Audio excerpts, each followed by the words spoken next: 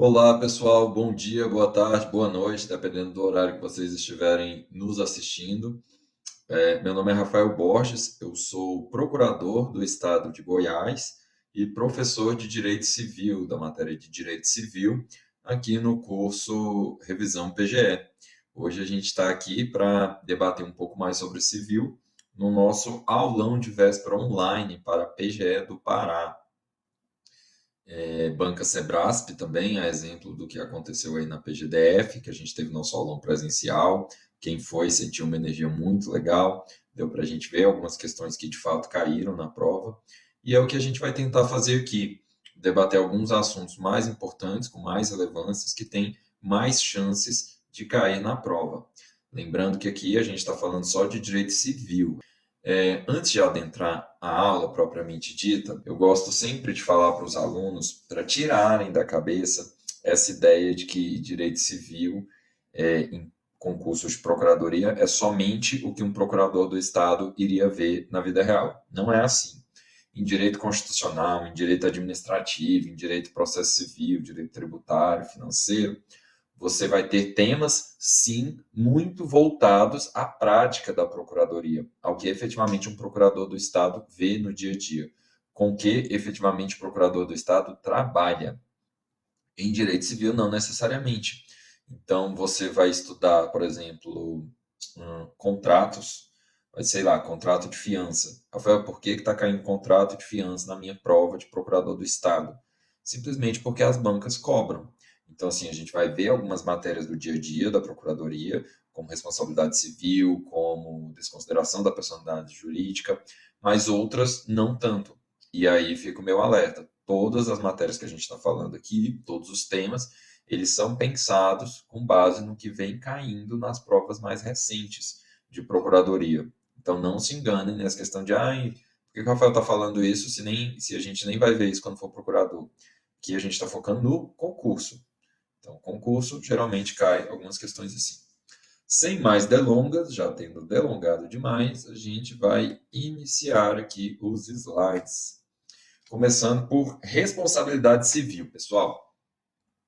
Responsabilidade civil é um dos assuntos mais queridinhos das bancas em procuradoria. E o bom de responsabilidade civil é que são cobrados muito poucos temas. Há muito poucos artigos sobre artigos dispositivos legais sobre responsabilidade civil no Código Civil. E você não vai precisar necessariamente ler a doutrina. Você vai ver essa aula e um pouco de código, você já consegue ir muito bem. E com um pouco de jurisprudência, claro. Então vamos lá. Pessoal, dentro de responsabilidade civil, a gente tem que pensar primeiro em responsabilidade civil do incapaz. Sempre que vocês virem responsabilidade civil do incapaz, eu gostaria que vocês ficassem na cabeça com essas duas palavras: subsidiária e equitativa. O que significa isso, pessoal? O incapaz só vai ser chamado a arcar com a responsabilidade civil de um ato dele se as pessoas por ele responsáveis não tiverem a obrigação de fazê-lo ou não dispuserem de meios suficientes. O que significa isso, pessoal? Uma criança abaixo de 16 anos, por exemplo, ou mesmo um relativamente capaz, entre 16 e 18, ele quebra o muro de um vizinho, sei lá, de algum jeito, com um taco de beisebol, alguma coisa do tipo. Ele só vai ser chamado. E ele tem pais normais, tem pai, mãe, tudo, não está destituído do poder familiar nem nada. Então, tem gente que é responsável por ele. Se há pessoas que são responsáveis por ele, ele não vai ser chamado a arcar com essa obrigação. Agora, se o pai e a mãe dele não tiverem meios de arcar com essa obrigação, aí ele, enquanto incapaz, pode ser chamado a responder por essa obrigação, ou seja, subsidiário. Se os responsáveis tiverem meios suficientes, meios, dinheiro, o incapaz não responde. Se os responsáveis não tiverem, o incapaz responde. Nesse caso, se o incapaz tivesse um patrimônio, é uma situação um pouco esdrúxula, de o responsável dele não ter patrimônio e o incapaz ter patrimônio próprio. E mesmo se ele for chamado a responder, então aqui a gente viu subsidiário, ele só vai responder se os responsáveis por ele não tiverem a obrigação de fazê-lo ou não dispuserem de meios suficientes. Mesmo que ele seja chamado a responder, só vai ser possível cobrar dele, olha lá, não é possível cobrar a indenização do incapaz se privá-lo do necessário ou de pessoas que dele dependam. Então, supondo lá o nosso exemplo da criança ou do adolescente que ele vai lá e arrebenta o muro de alguém. Se os pais dele não tiverem obrigações ou não tiverem meios de pagar aquilo, meios suficientes, a responsabilidade vai para o incapaz. E o incapaz não tem meios de pagar aquilo também, ou seja, se ele vier a arcar com aquilo, vai privar ele ou as pessoas que dele dependam do necessário para sobreviver. Nesse caso, o incapaz não é chamado a responder.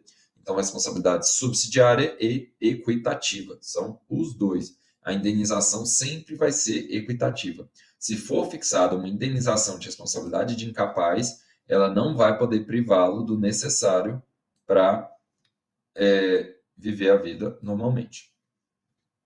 Então vamos lá. Se um menor comete ato passível de gerar direito à indenização civil, eu não vou falar aqui ato lícito e ilícito, porque a gente vai ver excludentes de licitude e também a responsabilidade civil advinda de atos lícitos. Então, mas calma aí, calma, que é daqui uns 3 slides. Então, se um menor comete ato passível de gerar indenização, os pais vão responder objetivamente por os filhos menores que estiverem sob sua guarda e sua companhia.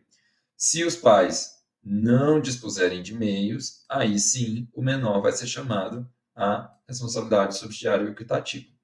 Pessoal, não possuir a guarda do menor não ilide a responsabilidade. O que isso significa? Supondo que haja uma mãe e um pai. A guarda está fixada unilateralmente com a mãe. Só que o pai tem direito de visita. O pai pegou o filho dele lá para andar no zoológico, largou o menino de mão, desatentou do menino, o menino foi lá e quebrou uma máquina do zoológico. Só o fato de ele não ter a guarda não significa que ele não vai ser chamado a responder por aquilo. Então, o pai vai sim poder ser chamado a responder pelos atos daquele filho, mesmo que a guarda esteja apenas unilateralmente com a mãe do filho. Responsabilidade civil indireta ou complexa é uma coisa que cai demais, pessoal. É a teoria da substituição. É aquele artigo 932, se vocês tiverem curiosidade de ler depois. Ele começa falando assim: são também responsáveis, ou seja, são solidários, os pais pelos filhos menores em sua autoridade e companhia. Aqui a gente vai botar um asterisco, porque a gente viu que não é bem solidária, né? Na verdade, é uma obrigação principal e subsidiária, mas está lá no mesmo artigo. Aí é um artigo temperado por outro artigo. É um artigo que tem uma exceção que a gente já viu antes. Então, aqui, pais e filhos, principal e subsidiária.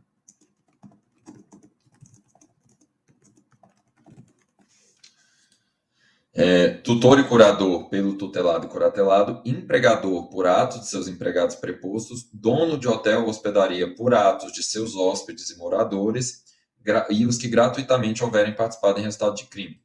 Pessoal, isso aqui, olha, muito cuidado, porque os donos do hotel respondem por atos de seus hóspedes e moradores, fora os atos de seu empregado, porque ele é empregador também.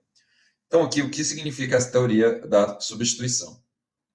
Significa que uma pessoa vai cometer um ato ilícito ou um ato passível de indenização civil e outra pessoa pode vir a ser chamada a responder por aquilo. Então, se eu tenho o empregado ali de uma companhia e ele está dirigindo o carro da companhia, ele vai lá e bate o carro da companhia em horário de serviço contra uma outra pessoa e a culpa é desse empregado da companhia. Nesse caso, a vítima vai poder demandar tanto o empregado quanto o empregador. Inclusive, ela vai poder demandar os dois juntos em razão de obrigação solidária. E aqui, pessoal, a gente vai ter uma responsabilidade objetiva do garantidor. Muito cuidado, não é culpa presumida. Responsabilidade objetiva é diferente de responsabilidade com culpa presumida.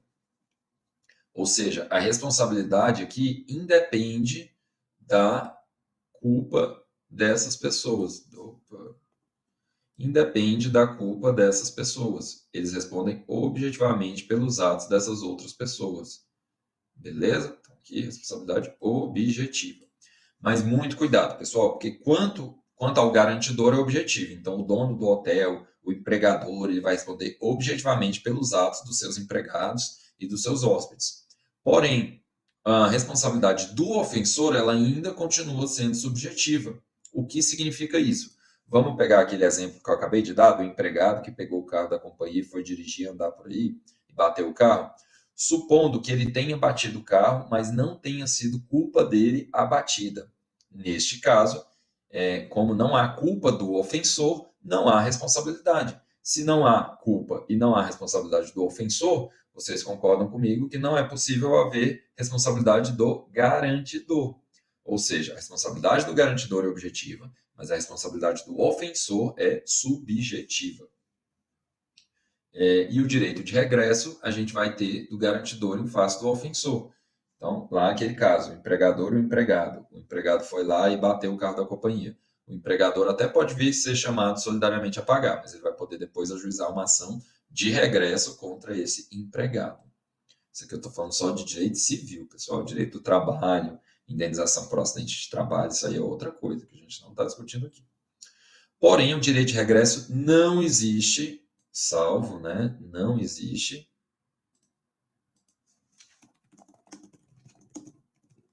se o ofensor for descendente seu, absoluta ou relativamente incapaz. Perda de uma chance, pessoal. Quando é um ato ilícito que ele tolhe você de uma possibilidade.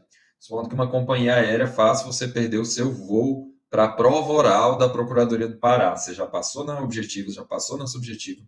Chegou na prova oral, por um erro da companhia, você perdeu a prova oral. Nesse caso, você poderia ajuizar uma ação pela perda de uma chance. Não era certeza que você teria aquela vaga, mas você tinha altas chances de conseguir. Então, é devido à indenização. Não é devido a uma indenização completa, como se fosse uma certeza. Mas é devido a uma indenização que ela vai ser equitativa ali e colocada pelo juízo daquela causa. Responsabilidade civil e atos lícitos. Pessoal, se cair na prova de vocês, é possível haver responsabilidade civil em atos ilícitos e atos lícitos. Essa afirmativa vai estar verdadeira, pessoal, porque você pode ter um ato em que haja um excludente de ilicitude e mesmo assim você vai ser obrigado a responder civilmente por aquele ato, que é o que a gente vai falar nesse slide aqui. Então, vamos lá. Responsabilidade civil e atos lícitos excludente de ilicitude civil. Então, a legítima defesa, o exercício regulado do direito e o estado de necessidade são excludentes da ilicitude civil. Aqui, de novo, esquece o direito penal, vamos focar só em direito civil.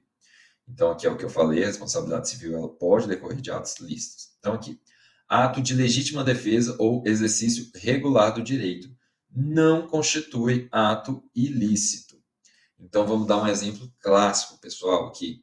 Eu estou andando na rua, no meu carrinho lá, de boa, dirigindo, e pá, tô indo pro meu trabalho da procuradoria, e aí um pedestre, do nada, ele pula na frente do meu carro. E aí eu, para não bater naquele pedestre, para proteger a vida daquele pedestre que foi responsável, pulou na frente do meu carro, eu viro o carro de uma vez e nisso que eu viro o carro de uma vez, eu bato num outro carro que está em um canteiro, estacionado. Nesse caso, pessoal, houve o ato? Houve. Porém, há um excludente de ilicitude. Eu agi, nesse caso, em legítima defesa de terceiro. Ou coisa alheia, lesão a fim de deterioração, remover perigo iminente. Então, aqui eu agi em legítima defesa de terceiro. Ou mesmo, evitei um perigo iminente. Evitei a batida nesse pedestre. Então, nesse caso, o meu ato ele não é ilícito. Eu estou acobertado por uma excludente de ilicitude. Porém, mesmo assim, eu vou ser chamado a responder por aquele ato civilmente. Então, eu vou ter que pagar a indenização civil para o dono daquele carro para quem eu bati. Só que aí eu vou pagar para aquele cara e depois eu vou com ação regressiva contra o terceiro que deu causa ao dano. Perfeito?